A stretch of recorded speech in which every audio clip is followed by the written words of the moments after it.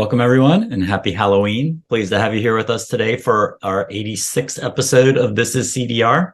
This Is CDR is an online event series presented by OpenAir to explore the range of carbon removal solutions currently being researched, developed, and deployed, and to contextualize them for policy proposals OpenAir seeks to advance at every level of government in the U.S., as well as in national and subnational jurisdictions globally. The program also explores the larger CDR ecosystem, like we're going to do today, to talk about policy issues, communications, environmental justice, and other key topics relating to carbon removal. My name is Toby Bryce. I'm based in Brooklyn, New York. I work on CDR policy and market development with OpenAir. If you haven't done so already, please introduce yourself in the chat and tell us where you're zooming in from, and if you'd like your affiliation. Also, please make sure you direct that message to everyone and not just hosts and panelists so everyone can hear from you. Quick background on OpenAir. If you're not familiar with us, we're a distributed all-volunteer network dedicated to the advancement of responsible deployment of carbon removal. We work together on shared open source projects in the areas of policy, innovation, communications, and activist market development. We call these projects missions. They're happening all over the world. We have a few dozen active missions. Here's a link to a screenshot of the missions page on the OpenAir website. We'll be putting links to OpenAir's website in the chat, and also links to a form where you can sign up to join the group and get involved with what we're doing. Links to our Twitter. You can follow us on Twitter. So lots of different ways to connect with us, and we'd love to have you get involved with what OpenAir is doing. We usually do a preamble about defining CDR and just a couple points of disambiguation, but since that's today's topic, we're going to go ahead and skip it, and I will hand it over to my colleague Megha Raghavan, who's going to talk a bit about run of show and introduce today's presenter. Hello, I'm Megha Raghavan. I'm an OpenAir member based in London, and I work on policy and market development. So as usual, we're going to start with a quick presentation, followed by some prepared questions, and then we'll go to moderated audience Q&A. So please type any questions that you have into the Q&A box in Zoom. It's separate from the chat box, so just make sure you find the right one so we can organize and manage the questions. We're also going to be recording the event, and we'll send that video link to everyone who registered, as well as post it to OpenAir's website and OpenAir's YouTube channel. Okay, this week we're very pleased to welcome Dr. Rob Bellamy of the University of Manchester to discuss his recent paper, Communicating Carbon Removal. Dr. Rob Bellamy is a lecturer in climate and society in the Department of Geography at the University of Manchester. His research focuses on the social science of climate, nature, and technology, exploring how climate change and responses to it are perceived, evaluated, and governed.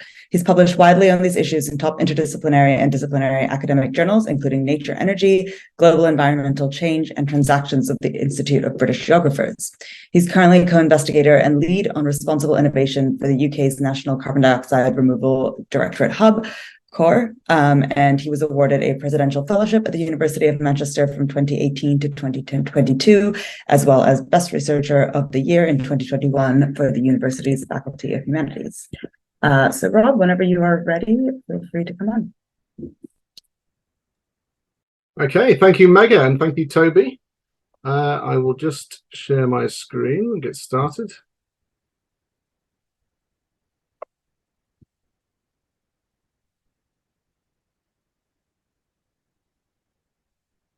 Okay.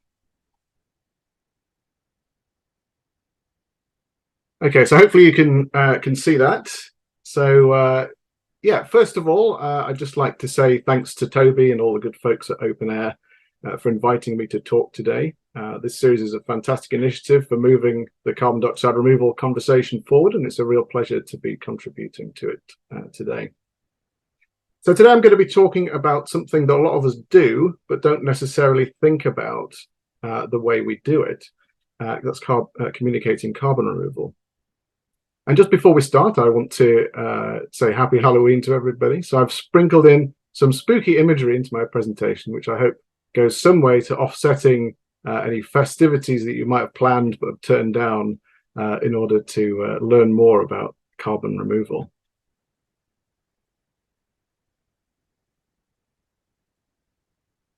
So my talk's going to be based around a short paper that I wrote with Caitlin Ramey, who's based at the University of Michigan. And the idea for this paper was conjured up in the dark days of the COVID-19 pandemic, when we appeared together in another webinar on public perceptions of carbon removal. back in 2020. And it occurred to us at the time that we've got this growing body of knowledge about perceptions of carbon removal, but we haven't really thought necessarily too practically about what to do with that information. So we thought, well, let's take stock and let's think, well, what does all this mean for how we go about communicating carbon removal? And in our review, 4 issues kept coming up that seemed to be causing the community problems. The first being use of analogies, the second being the invocation of nature, the third being the moral hazard, and finally, not really talking about implementation contexts for carbon removal. So then we asked, well, given these problems, how can we communicate about carbon removal more responsibly?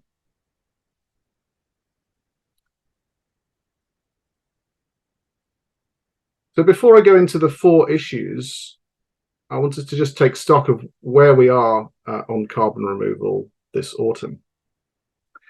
So the first key thing to note is that carbon removal is now arguably unavoidable, and this is how the IPCC, or the Intergovernmental Panel on Climate Change, describes carbon removal in its latest assessment report.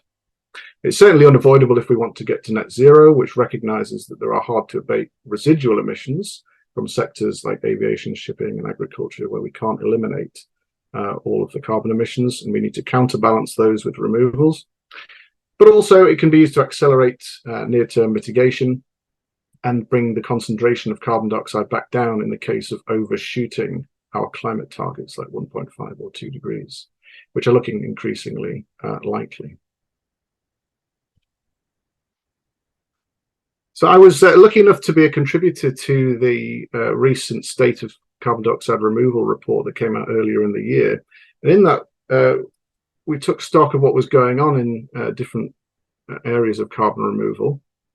And we showed that there's lots of stuff already going on at different stages of research, development, demonstration and deployment across both conventional and novel methods of carbon removal. And by conventional methods, we mean things like afforestation, soil carbon sequestration, peatland restoration, things that we've been doing for a very long time already, even though we've not necessarily been doing it under the label of carbon removal. And then we've got these novel things like biochar, direct air capture and storage, and bioenergy carbon capture and storage, which are at earlier stages of development.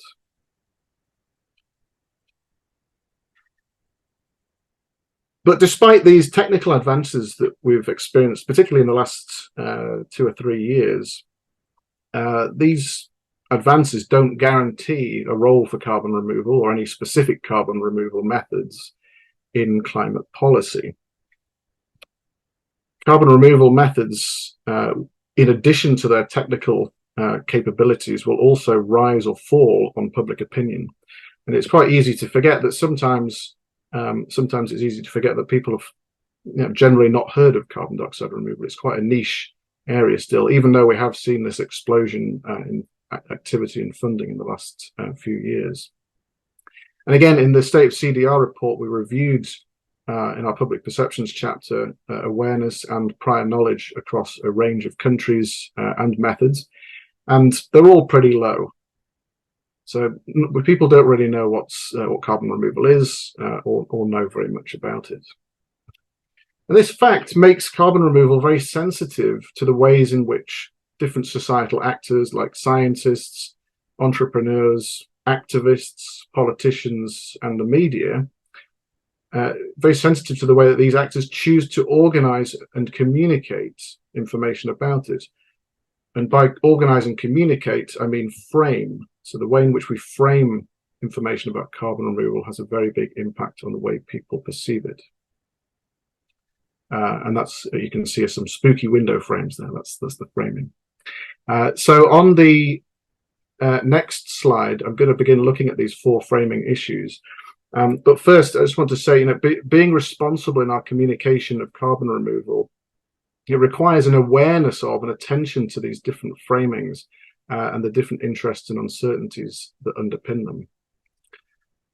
So these 4 issues that I'm going to go through, I think they're going to play a decisive role so Caitlin and I, we looked across all these different issues, and these are the ones which we feel, this isn't necessarily an exhaustive list of communication issues, but these are the ones we felt that are going to play a decisive role in whether and how different methods of carbon removal may or may not be taken forward.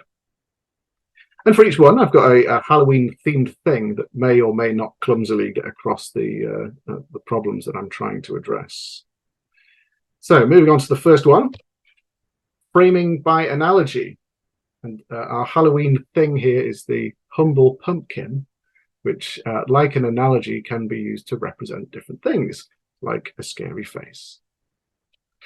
So, one way of helping people make sense of carbon removal is by using analogies or metaphors to create guiding mental models to understand new concepts. And in the absence of other information, analogies and metaphors can help shape public perceptions of how carbon removal might work, as well as the different methods, benefits, risks, and trade-offs. So whilst analogies are vital education tools, they can also accidentally imply processes or outcomes that don't necessarily apply in the new example. So, for example, describing direct air carbon capture and storage as being like giant fans, which is an analogy that we often hear in this space. The giant fan analogy, it might convey some aspects of the process and the energy required for the technology, but it doesn't necessarily convey the need to transport the captured carbon. And at the same time, another example using DAX again is kind of describing it like artificial trees. And this might convey the idea of storing carbon through the process, but it doesn't necessarily give people an understanding of the energy that's needed in order to do that.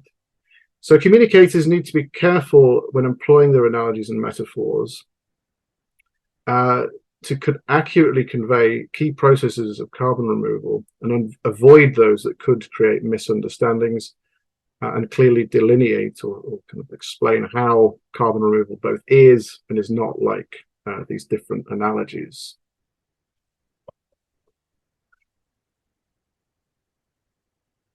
Okay, the nature framing is the next one, issue 2.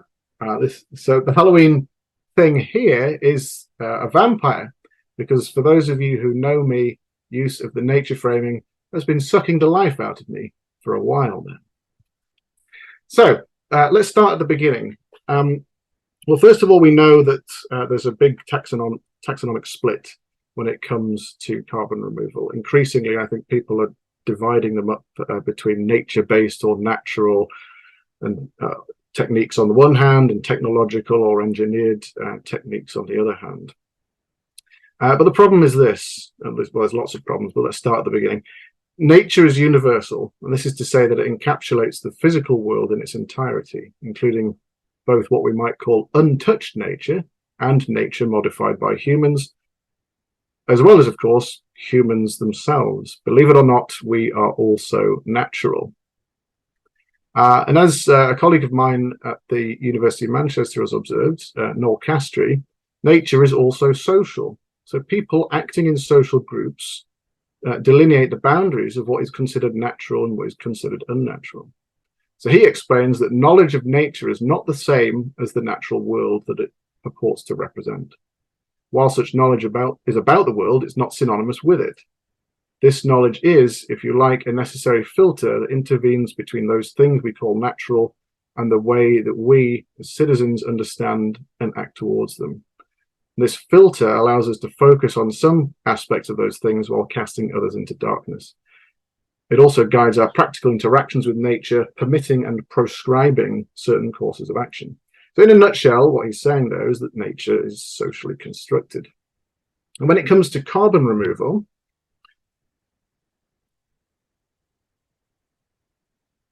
or natural carbon removal, or natural climate solutions, as they're often called, a particular version of external non-human nature has been advanced that focuses on the conservation, restoration, or enhancement of selected aspects of apparently natural ecosystems.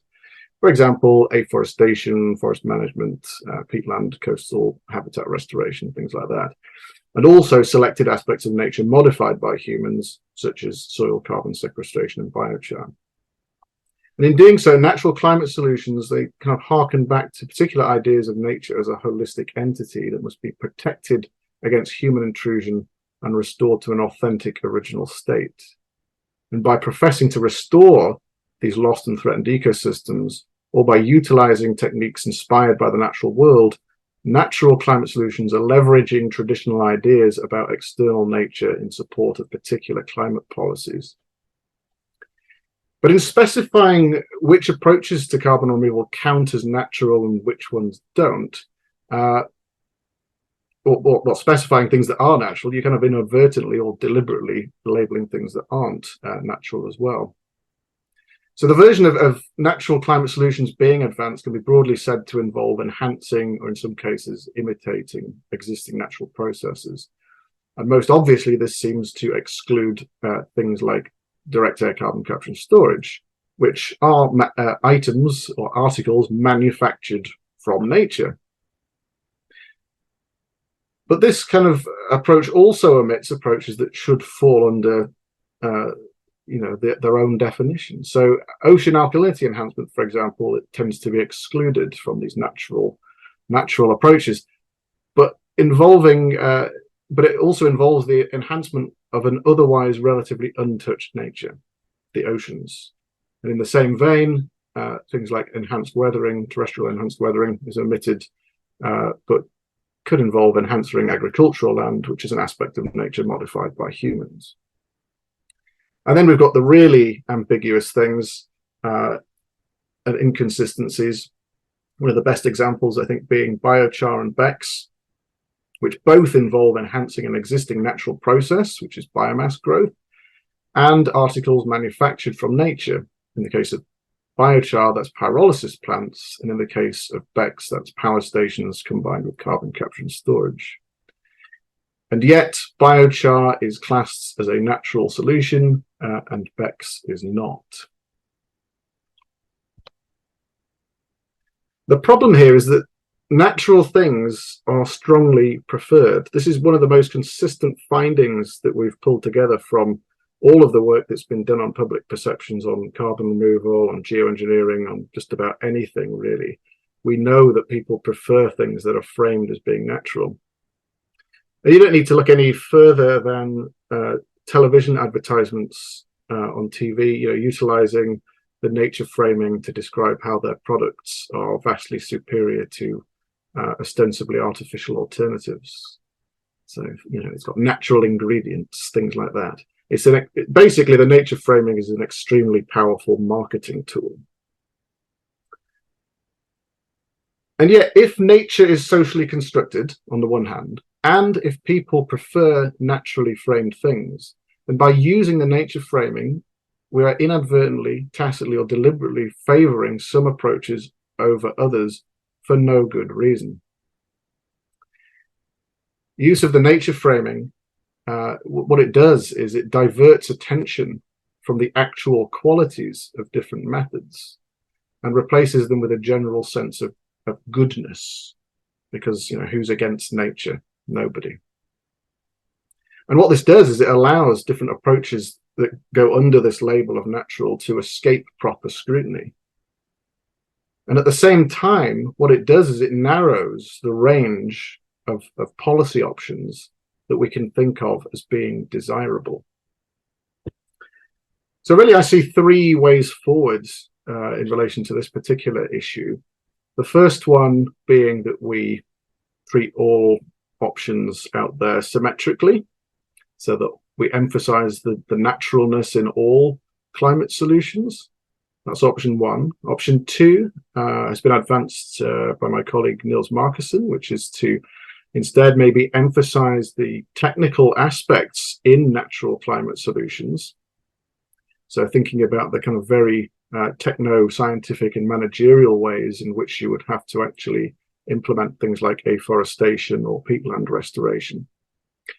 And then the third option, which I think I would advocate really, is just to avoid using the nature framing altogether, because at the end of the day, it's quite vacuous. And instead, just start referring to specific techniques, or if we have to aggregate, use some more scientific terms like biological techniques, chemical techniques, and things like that.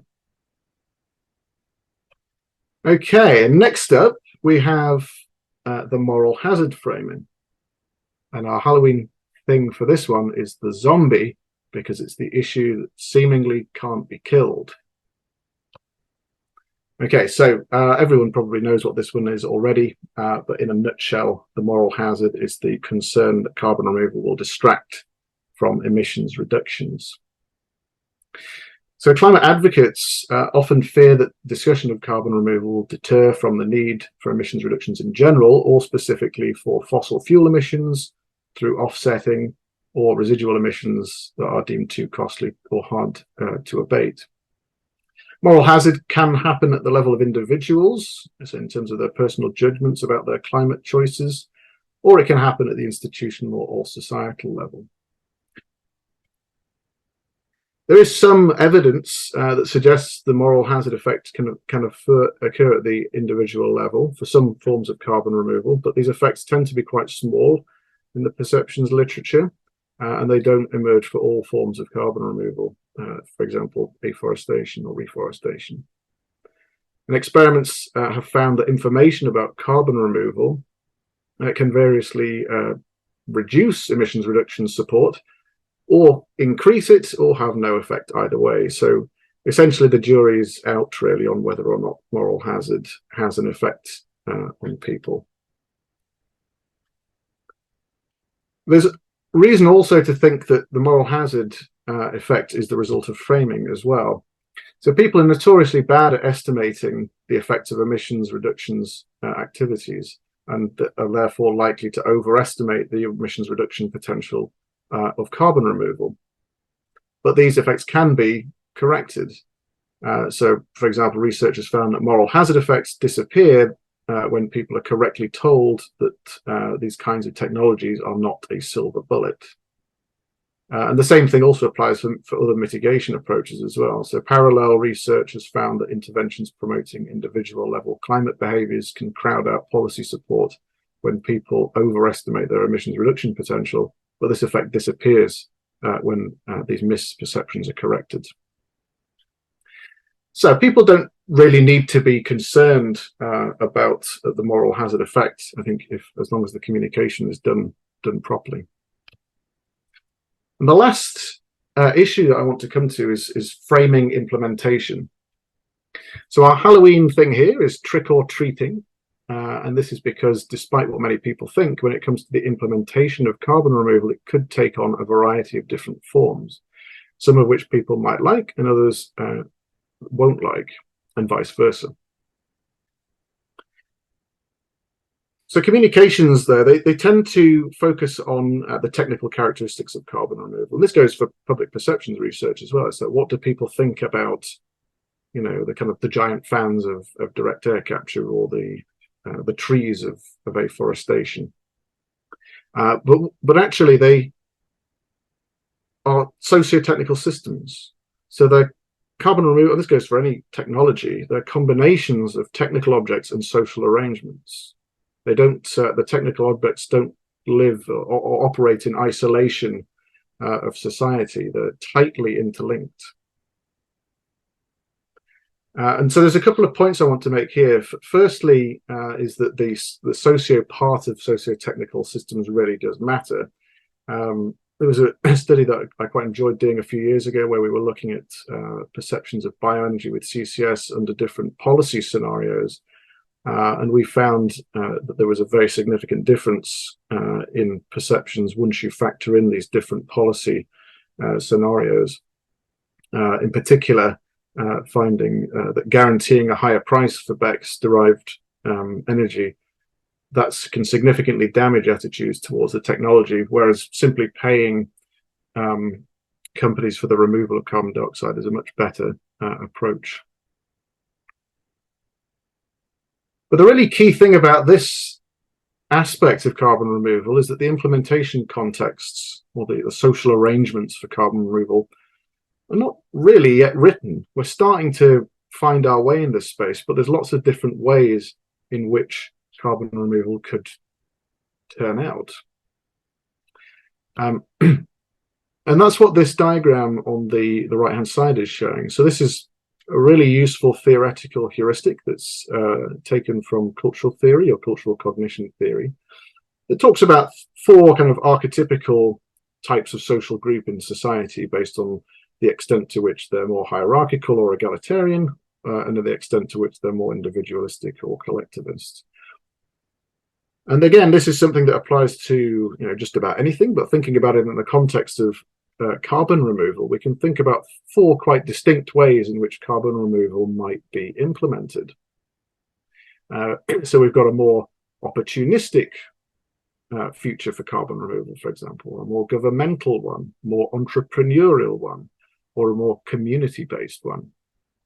And each of these different types of social group sees the value of carbon removal differently.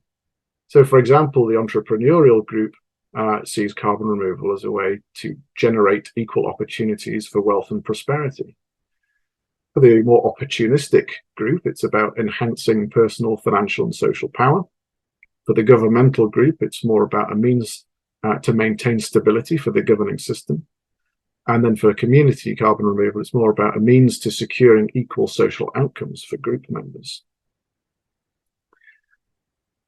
And then they also have different preferences around the regimes of carbon removal, the policies of carbon removal, and the different metrics that we might use to evaluate carbon removal as well. So, for example, on regimes, entrepreneurial groups are more in favor of bottom-up private organizations leading the charge. With opportunistic carbon removal, it's more about a personalized top-down regime. For governmental groups, it's more about a centralized top-down regime employing a regulatory style. For community groups, it's more of a bottom-up community-based regime employing a more preventative style. And again, you've got different policies here as well, at different preferences. Entrepreneurial groups are more into fiscal incentives. Opportunistic ones are more about personal and idiosyncratic rules. Governmental groups are more in favor of command and control and incentive regulation. Community carbon removal would be more interested in command and control regulation and information derived from consensus. And in terms of evaluation, for entrepreneurial groups, it's more about focusing on economic growth and individual liberty. For the opportunistic group, it's more about focusing on maintenance and expansion of power. For the governmental group, it's more about focusing on functional standards with compliance imposed by best available science. And then for the community groups, it's more about focusing on equality of outcomes with self-compliance by community members. So what this is really trying to do is just show you that there are 4 different trajectories, at least 4 different trajectories that carbon removal methods could take in terms of their implementation context. So you can take your direct air capture and storage facility or your BECCS or your afforestation or whatever, and it could go in any one of these 4 directions, or indeed maybe other directions as well. But this is a kind of 4 elementary ways of organizing based on theory. So the message there being that carbon removal doesn't have to be what you think it's going to be. It can be something else, for better or worse. And we need to be having this conversation right now whilst carbon removal's in this upstream stage of RD&D. Okay, so those are the 4 things, and then I'm going to wrap up my talk with a summary of my and Caitlin's 4 recommendations on what we can do in response to these 4 problems that are plaguing communication of carbon removal at the moment. Firstly, in terms of analogies, we recommend that we use analogies, but make clear how carbon removal methods differ from existing processes. In terms of the nature framing, we recommend avoiding framing carbon removal as nature-based or natural, and instead refer to specific methods and or use scientific terms. Thirdly, in relation to the moral hazards, we need to, and I think the community already does quite a good job of this actually, but stress the fact that carbon removal is not a substitute for necessary and urgent emissions reductions. We all know the mantra: reductions first, removals second. in terms of priority. Fourthly, in terms of the implementation context, communicate the social arrangements of carbon removal as well as the technical objects. So when we're reaching out, it's not just a case of showing a picture of the facility or whatnot. It's also talking about how it will be implemented in terms of policies, regimes, evaluation. What's the purpose of the carbon removal, and then articulating these different trajectories that it could take, because it doesn't have to be a particular way. Yeah, and that wraps it up really. And then if you want to read more about this, there's the citation for the article. It was really fun article to put together with Caitlin. I hope we've put together something that the community finds very useful, and at least forms a starting point for future conversations on how we can start to navigate this quite complicated space moving forward. Okay, thank you very much. I will stop sharing. Thank you, Rob. That was excellent. And really a lot of thought-provoking ideas in that paper. And we were talking before the call, but OpenAir has been, ever since this program started, we've been citing that paper that you and Shannon Osaka and Noel Castry wrote about nature-based versus engineered. And it's really a big mantra for us. So we're big fans. Can you talk a little bit about, just to kick things off, I mean, how did you start thinking about carbon removal? How did you come to this work? Maybe a little bit of your personal journey to get to be working on this topic. Be super helpful to understand that a bit. Yeah, sure. So I suppose this goes back to my PhD really. So in the aftermath of it was the Royal Society's report on geoengineering the climate that really kind of got me interested in this space. And back then, of course, carbon removal had been lumped together with solar radiation management as part of this homogeneous mass of geoengineering, notwithstanding the fact that historically carbon removal had previously been separate from geoengineering. It was always considered a form of mitigation by the IPCC prior to that time. So interestingly, we've had this kind of, I suppose my engagement with this topic has kind of followed a little bit of that, these definitional politics, I suppose, over the last decade or so, in the sense that, my PhD was kind of about carbon removal and geoengineering, looking at the kind of social science and evaluation of that. And then kind of moving forward, in the last few years, we've started to see this separation again as carbon removal has moved away from solar radiation management for very good reasons, I think, as people started to realize that, generally speaking, the kind of solar radiation management techniques tend to raise a lot more concerns, shall we say, about how they might be done and the kind of effects that they might have. And carbon removal more generally has been seen as something that's more feasible, implementable, and generally less controversial. But again, when it comes to definitions and categories, as you might guess, I'm not really a fan of talking about things at a very high level. So I think even within the categories of solar geoengineering and carbon removal, there are still very, very big differences. I won't name any specific techniques, but I think there are some that still make sense to talk in the context of geoengineering rather than carbon removal. But I kind of followed that kind of definitional evolution, I suppose, and in the last 5 years or so, I've kind of focused much more on carbon removal because it's the one that's really happening. Yeah, basically.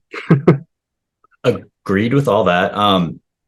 We are going to avoid the term geoengineering, and SRM is out of scope for this program, so we're not going to head but lots to talk about on both of those points. One thing that you said about the word mitigation, I think, is worth calling out. I think there's a fair amount of confusion and or misuse of that. My understanding is that mitigation is inclusive of both emissions reduction and removals per the IPCC. Is that correct? Climate mitigation. These are the two primary forms of climate mitigation are emissions reduction and removals. Yeah, I think that's fair to say. That's how it's. In the past it was referred to as enhancing sinks, and things like that. But I think that's how it's generally understood now. Yeah. And I think often you occasionally, or maybe even more than occasionally, will see removals and mitigation being oppositional, which I think is not the right use of the term. Can you talk a little, one, and I'm not sure if this is as big in Europe as a problem as it is here in the US, but conflation of carbon capture and CCS with CDR definitely comes up a lot here. It's confused by the point that BECS is CCS, but also CDR. Can you talk a little bit about how you think about the use of those two terms and maybe what you would recommend to advocates? Yeah, it's a problem, definitely. Yeah, I mean, obviously CCS and CDR are very different things, notwithstanding, those more ambiguous cases like bioenergy with CCS. Yeah, I mean, I think, they have very, very different effects. Carbon removal has, net negative effects on carbon, whereas CCS is at best carbon neutral.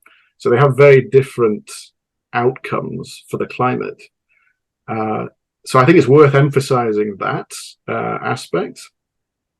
BECS is obviously a little bit more complicated, but you just need to kind of talk through that fact that it's using biomass which captures the carbon, and then by capturing the sequestering the the combusted the CO2 from the combusted biomass results in a negative effect.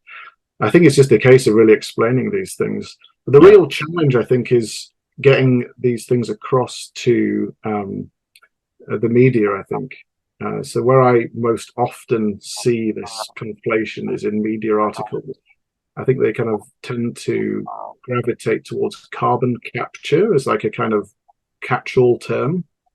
And that leads to very easy kind of conflation between the two. I mean, yeah, it's difficult, I suppose, short of being very, very clear with the media if you're ever doing interviews with them and things. Yeah, there's not much else we can do. Huge really challenge. And unfortunately, the larger media outlets in this country, and I think in your country as well, the Guardian, the New York Times, and the Washington Post are particularly incorrigible on this issue.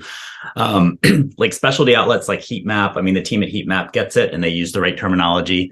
I think interestingly, there's a team at Reuters who almost always gets the terminology correct, but you go back and you see over and over again, the Guardian, Washington Post, and New York Times conflating the two repeatedly, which is very frustrating. But yeah, I think there's, I mean, short of just like honest mistakes or kind of, trying to find an easier way of communicating it, there's also a kind of political aspect to it as well. My old boss at the University of Oxford, Steve Rayner, used to talk about the definitional politics of things like this. And this is, I'll only mention it one more time, but the geoengineering thing, and also bringing up things like CCS, kind of lumping CDR or whatever it is in with other things can serve a political purpose, whether it's to try and, make something seem better or make something seem worse. Yep. I think that's a very good point. So I think there's a kind of a willful ignorance sometimes about those kind of things. Yep, I think that's true. Another acronym is GGR, and it's particularly popular in your country as opposed to CDR. Can you talk a little bit about, tell people what GGR is and maybe why you think the UK uses it and not CDR, and your general thoughts on which you think is preferable? Yeah, that's any a bit of a joke. Take. Yeah, it's a bit of a joke, the GGR thing in the UK context. Yeah, I think we're just about the only country really that tends to use it. But yeah, in a nutshell, GGR or greenhouse gas removal is a kind of broader term than carbon removal, just for the fact that it kind of also includes techniques that might remove other kinds of greenhouse gases, like methane, for example. So it's, I suppose technically it's a bit broader and is open to those new developments we may well get in the future. I mean, there's already some proposals coming through on methane removals and things like that. Yeah. But at the same time, not many people use it. I mean, that's even here in the UK, I'd say in the research community, we don't tend to use it that much. It's mainly like a policy kind of arena thing. which I think is somewhat problematic just because it's also confusing because methane does happen to have some carbon in it. So when you talk about carbon removal, is that inclusive of methane? But when you talk about carbon dioxide removal, that's obviously more specific. But I do think that they're quite different and at different stages of development. And it doesn't, to me, it's not helpful to conflate them for policy the way GGR does. I think that both should be advanced and both should be served by policy in different ways. But I just think that conflation in the term GGR, I don't see how it's helpful personally. Yeah, I mean, I think, as a general rule, I'm very much an advocate for, and I think this is the way that the conversation is going over time, and we will get there eventually, which is that we're going to stop talking about these categories. We're going to stop talking about, we're going to even, we'll stop talking about geoengineering. We'll stop talking about carbon dioxide removal. We'll stop talking about natural climate solutions. Eventually, and we'll stop talking about GGR. We'll eventually get to the point where we just talk about specific techniques. Yeah. So I suppose I'm just trying to kind of accelerate our kind of arrival at that destination. Yeah, and we're big advocates of method neutral, criteria-based policy, and just talking about the individual solutions and what their specific criteria or attributes are, I think is really the direction that we should move in. We're getting some great audience questions, and please keep those coming, and we're going to switch over to Mega to answer those very shortly. One other question that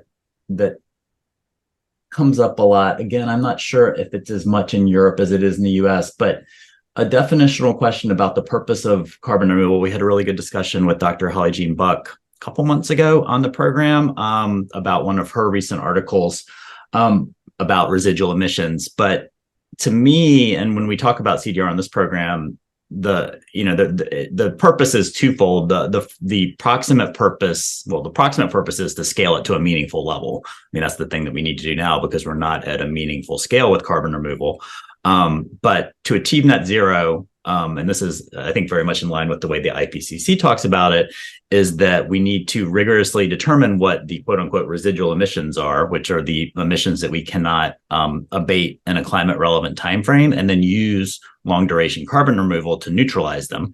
And that's purpose number one. And then purpose number two, in the second half of the century, use carbon removal to remove the then 2 trillion plus tons of anthropogenic CO2 in the atmosphere so that we can restore the climate to a safer and healthier state. I think that purpose one is controversial in certain circles because you have parts of the climate left, at least here in the US, that feel like we should get to net zero without carbon removal, sort of Mark Jacobson types who think that we can get there on wind and solar alone. And so there's some avoidance of talking about using carbon removal to neutralize residual emissions. And the removal of legacy emissions is a little bit less controversial, I think, on in those circles. But what are your thoughts on that general topic, and how do you think that we should think about the purpose of carbon removal? Yeah, it's really tricky. I mean, from my point of view, we need carbon removal for all of those reasons, all of the above. The fact that net zero is the new kind of policy framework that everybody's kind of tackling climate change through at the moment, pretty much. I think it makes carbon removal essential, really, by definition. I know that there are I think there's been some great work in this space, like trying to explore the politics of residual emissions and what should and shouldn't count as a hard to abate sector. And I think there's a lot of work to be done in hashing that out. But I also think it's something that we're never going to get a full agreement on. Just for the fact that some of these sectors are very contentious. I mean, take for example aviation. There are those for sure who think that we can just shut down aviation basically, but I think if you're going to be pragmatic about it, there's always going to be aviation. So we're going to have to counterbalance the emissions from that. And I think there's also a danger here in talking about, just things like this through a lens of just climate change as well. Because I mean, aviation emissions are obviously equal bad, but we also have to recognize that aviation has also brought a lot of good things into the world as well. People have families and friends who live abroad. They've got very good reasons to want to travel. So, I can't see us, voluntarily shutting down these sectors. I think, no matter how hard we try, there's always going to be some kind of residual emissions. Yeah, but there's definitely a conversation to be had about, how far we can push and stuff like that. Yeah, definitely. It's a political discussion and based on techno-economics, but it's a political discussion about the choices that we make. It also changes over time. I mean, what's a residual emission in 2050 will be different, I hope, than what a residual emission is in 2100. That we could talk about that all day. And I have a lot more questions to ask you, but I want to leave some time for the audience to get a word in. Mega, do you want to come on and start asking some audience questions? Sure. Yeah, we have lots. So you mentioned at the beginning something about analogies and how they don't always capture, the totality of the situation. Are there any analogies that you do find particularly useful in communicating aspects of CDR? Someone mentioned the bathtub analogy, which I'm sure you've seen, about CDR sort of opening the drain rather than turning off the tap. Have you found that to be useful? Are there others that you think are good at capturing the issues? That's a good question. I'm going to surprise you here by saying that I don't tend to use analogies myself. This section of the paper was written by Caitlin, so she could tell you much more about this. But I think the bathtub one in particular is quite a useful one. But when I'm communicating about it, I tend to kind of try and avoid analogies personally. But that's not to say it's you shouldn't. Okay, fair enough. We had a few people ask about just communicating with different audiences. So do you differentiate the way you want to communicate with policymakers versus the public? And then someone also asked about sort of framing it to be a bipartisan issue. So how would you appeal to people on both the left and the right in different countries? Is that part of what you've researched? Yeah, I think, thinking about the audience and who's receiving information on carbon removal is really, really key to this. Obviously you've got to think about different levels of prior knowledge and stuff that you've mentioned. So policymakers or, other scientists and so on are going to be more primed to this subject. Members of the public, as I say, that generally most of them haven't come across this, so they're very susceptible to framings on them. But also, whatever framing you use, whether you've thought about it or not beforehand, it's likely to resonate or alienate certain groups, depending on the kinds of language or ideas that you're articulating. So, for example, I find the cultural theory heuristic that we looked at on the implementation, framing implementation slide to be very, very useful to think about these things. So, for example, most of the concern around carbon removal tends to come from your kind of the lower right-hand quadrant of that topology, which is the more egalitarian collectivist quadrant. But the interesting thing, of course, that what I'm hoping to illustrate with that particular slide is that carbon removal doesn't necessarily have to be done in the ways that group are concerned about. They tend to be more concerned about industrial, market-based ways of implementing things. But there's no reason in principle why we couldn't implement carbon removal in a much more communitarian-based way. I mean, to give a particularly colourful example, you could think about communist carbon removal. It's not. I'm not saying we should do that, but that's it's an example of something that could be done. You could do direct air capture or biomanual with CCS in that context. Thinking about the ways in which those kinds of social groups will react to these kind of approaches is really, really important. Yeah, I mean, someone asked about sort of the environmental justice community and the impacts of building out that kind of infrastructure, DAC facilities, pipelines, storage, potentially near some of those communities. And I think there's always uncertainty or backlash or skepticism around that from the EJ community. Is that a way you found particularly effective to communicate with them, or what are your strategies there? Yeah, I mean that's also a key issue, and I think it's actually, I suppose there's a kind of issue that's kind of circling this kind of talk today, which is the difference between one-way communication and two-way dialogue or participation. And I suppose the kind of stuff that I've been talking about has been more focused on the kind of tools and things that we can use to try and communicate in a one-way kind of way more effectively and responsibly. But I think a big part of actually doing that is to do it in a kind of dialogic, participatory way. So, for example, on framing implementation, I think there's a huge amount of work to be done there, and opening up the conversation about what carbon removal should look like. So I think it's a case of listening to people, much more so actually than telling them, I suppose. Yeah, that's a good point. Okay, and then someone also asked about sort of the balance between scaring people a little bit and saying, we really need to do this now. If we don't do it now, you really will end up in a world where solar radiation management is your only option, but not coming off as alarmist and not sort of, seeming over the top. How do you walk that line? Yeah, this is another really contentious communications issue. My personal view is I'm quite against using emergency rhetoric, because I think it has a lot of dangers attached to it, including, well, yeah, not only the risk that we may kind of normalize doing solar geoengineering stuff, for example.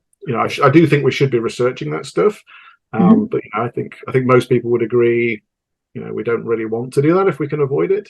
But also, speaking in terms of an emergency, if we were ready to take that stuff seriously, what we end up with is a situation where we end up in a much more authoritarian society, where things like civil liberties start getting suspended, and all sorts of horrible things could be done in the name of climate change.